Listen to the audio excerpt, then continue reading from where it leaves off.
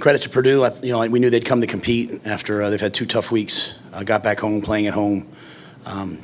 Changed up their defense, put 4 back at the edge.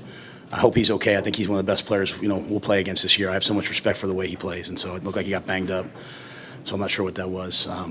It was a close game in the fourth quarter. The narrative is always we can't win close games. It was a close game. We won it. So it just turned it didn't look like a close game at the end, but we made the plays in the fourth quarter to win the game, and I'm proud of the guys for that. What did you think of your team's response in the last quarter and a half of that game? Not only the response, but how they played. Well, I thought the defense, was terrific throughout. But the offense punted twice. They just up and down the field, just a couple of crucial penalties hurt us, and then obviously if you're able to make some, so you're down inside the 35. I think, I don't know how many times we crossed the 35-yard line. Those are, 3, I think 1 missed and 2 bad snap that led to blocked field goals, right, which were unfortunate. I love the fact that they didn't flinch. They didn't flinch. At halftime, I told them this is exactly where I felt like our team needed to be. To come off the heartbreak of last week, a game that nothing went right in terms of like one play goes right, we might win that game last week. To come back, I don't know what the narrative. I don't know what's been like around here before that, but a lot of times teams they come off that heartbreak and they don't play great the next week. That I've been a part of. So I thought for our team to bounce back, Tommy tried to go, he couldn't go. Guys are down, guys step up. We played a lot of guys today. And things not go exactly right. I thought it was exactly what we needed, to be quite honest. I'm glad it ended up 28-10, but that was a game we had to fight for, and guys had to make plays, and had some tough calls go against us in the first half, and the guys.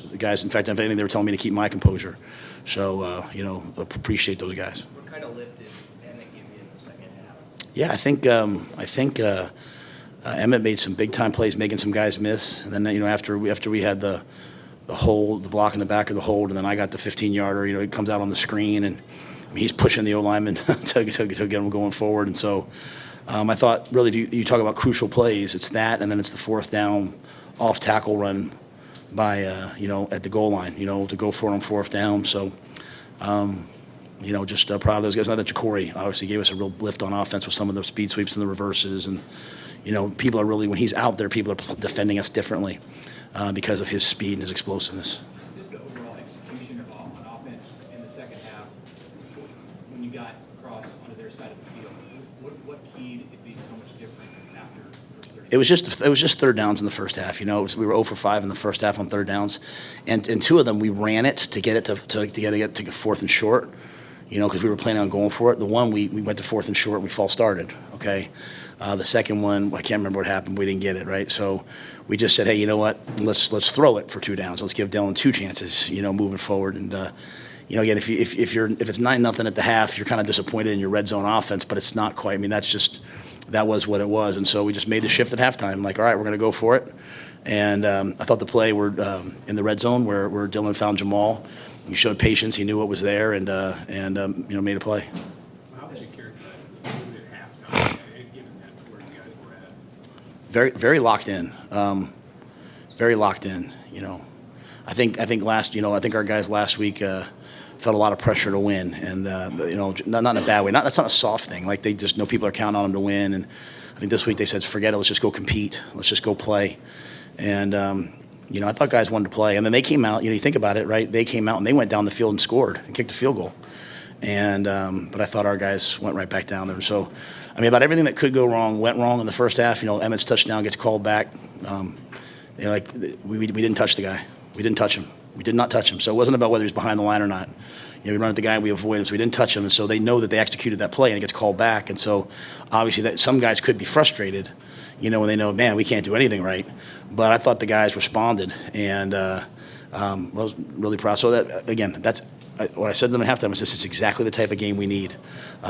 We needed to go out there and win the game at the very end of the game. And again, that's about halfway through the fourth quarter. That game was won. The kicking game, was there a specific distance that you felt good about sending John out at? And what did you see on those missing blocks?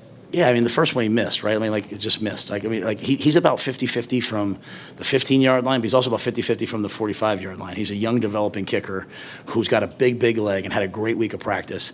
And he just missed that first one. The second two are just bad snaps. I mean, those balls are in the ground, right? So you can't put those on him. And those weren't like blocks per se where we're not protecting. Those were bad snaps. The first one, we had one snapper in, then we made the change, went to the other snapper. It's a bad snap.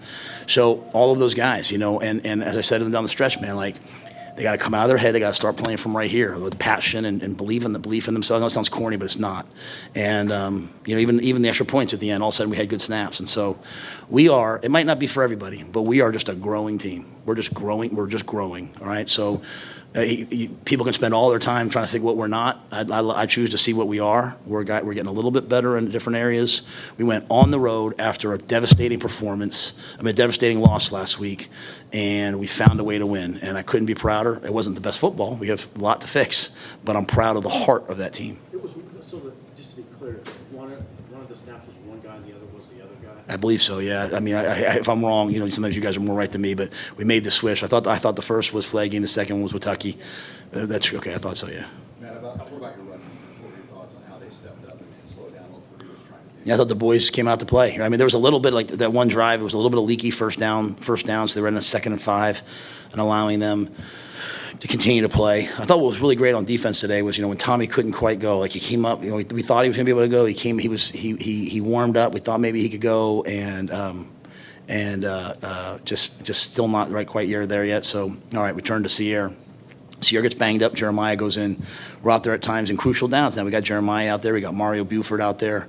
And I thought they played pretty well. Willis McGahee had some big plays. So there's a lot of, young players contributing, in that. But that allows you, because Tony can trust those guys in the back, it allows them to, play the run and put guys up there in the box. And I thought, we didn't give up any big ones. I think Maccabee's a heck of a player. I mean, that number 45 is a heck of a player, and that's a well-coached O-line. They run outside zone as well as anybody. 250 yards or whatever it was, 240, whatever, last 260 last week. So, for us, I don't know what they finished with rushing, but I thought our guys did pretty well. 50. So I thought our guys did pretty well. It's not just this game, but there's been quite a few penalties in a lot of big games.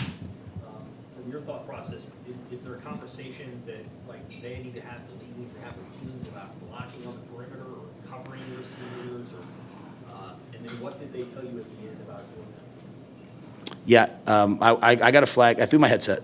Now I was on the white, so I was under the impression on the white I could throw my headset. He said the referee said I looked at him, so he knew I was upset. But obviously he didn't throw the flag, so I was just mad, So I'm not here to complain about officials. I'll turn them in. I'll get the responses on Monday or on Sunday. I think we had a tough go of it last week, and here's what I know: someone's going to have to start to fight for Nebraska. All right, so I'm here to fight for Nebraska, and so Troy does. Our AD will fight for Nebraska in that way. But I wanted the fellows to see me out there fighting for them today, and so I think that's my 3rd penalty ever. So I got one in the NFL because I was in the white and the guy ran me over. I think I got one when we got a blindside block at Oklahoma State. There's not been many, right? So I don't speak disrespectfully to the officials, all that, but I did throw my headset, and but I thought I was okay because I was in the white. With that being said, it's a penalty. He called it a penalty, and Emmett went ahead and made me right. So I felt bad. I don't want to affect the game in that regard, but penalties are penalties. I just, we're not an undisciplined team. We're doing things right. We're doing high-level things, and we're getting, when I get caught, I'm going to stand up for it. But again, that's a hard job. I'm not here to. That's a hard job. I can't imagine how hard that is, and I respect the men who do it. So. Maybe you're on the pregame scene with the Oklahoma drill where you were running your team kind of through a live drill. What was your thought? I mean, you were out there leading them in front of everybody, kind of hitting full contact hitting. What was the thought of that? No thought. Is that something you have done before? Yeah, well, but we did it way back when. But I was just excited to go. Today was about us. Today was about us coming out to compete, and I wanted to see the guys come out and fly around and compete. So I just called a couple guys out, and they were ready for it. One of those guys was last week at trade. He's the guy that was leading blocker on that 4th down. I don't know if you've seen that play, but he basically took out their 2 best defenders. Yeah, did he really? That's awesome. And we ran that play in the middle of the week, and he hit Marquise Buford. Marquise made the tackle, good on good, and we showed it in front of the whole team. So that makes me so happy if that's true, because Barrett's one of those kids. mean, I wish I could, I wish I could expound, but when I expound, sometimes it turns into all these other narratives. So I'll just say this: he's one of those guys who, like, there's this, as they grow, they go from trying to do everything right to trying to kick someone's tail in the right way. And along the way, they have to block out all the noise of everyone telling them what they're doing wrong. And so Barrett's someone who tries to do everything right. And hopefully, it sounds like, and that's a day one training camp play. Like, we tried Carter over the top.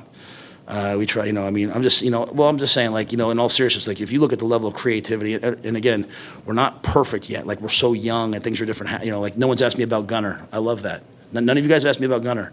We went with our third-string left tackle on the road against Purdue and played with a third-string left tackle. I'm fired up for him because I didn't notice him, and I'm not saying that in a negative way towards you guys. I'm waiting. Like, I didn't notice him. I just kind of was out there. Like, I never said, like, hey, Sat, chip him. So, like, I'm proud of the young guys, right? Like, we handed the ball off to Carter Nelson on the 1 yard line to go over the top. It didn't quite go in, but, like, we're just trying to trust in the guys, and you're going to wake up someday, and all those young guys are going to be out there. I mean, Ja'Cory, they're flying around, and so I'm fired up about that. But I think Gunner played pretty well. And that's a big storyline because when they move forward to an edge rusher. When they did that in pregame, I was like, damn, that's a good move by them. Sorry, Mitch. Any update on Mazuka? His status? No, it's not by him today. I'll talk to him on Monday. Yeah, I mean, he's not off the team, but he's not here today. All right. All right, thanks, guys. Thank you.